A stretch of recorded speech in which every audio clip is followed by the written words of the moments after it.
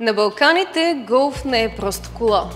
Това е култ, статус, инвестиция, подарък за абитуриент и автомобил, който ако не можеш да си позволиш чисто нов, взимаш втора ръка от Германия, но нали е голф. През 90-те голфът беше мечта. През 2000-те години той беше задължителен, а днес той е и електрически. Но как от балкански символ на успеха, Volkswagen успя да превърне един от най-разпознаваемите си модели в любопитство на новобранеца. В интериора всичко е там, където очаквате, изглежда по начина, по който сте свикнали. Това е все още голф. И ако искате да влезете в света на електромобилите, но не искате да се чувствате като в космически кораб, може би това е идеален вариант за вас.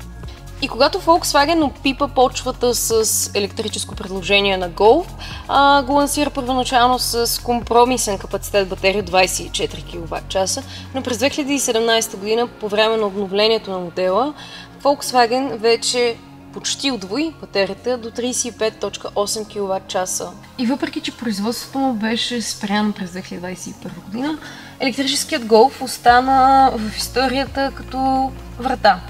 Врата към един нов свят на електромобилите, който доказа на хората, фенове на нафтата, пък и дори на бензина, че има вариант, който може да бъде по-екологичен, по-тих, с по-малко разходи за обслужване и някак по-приятен. Ами вие, успяхте ли да се убедите в практичността на електромобилите или все още сте заклети фенове на дизела и бензина?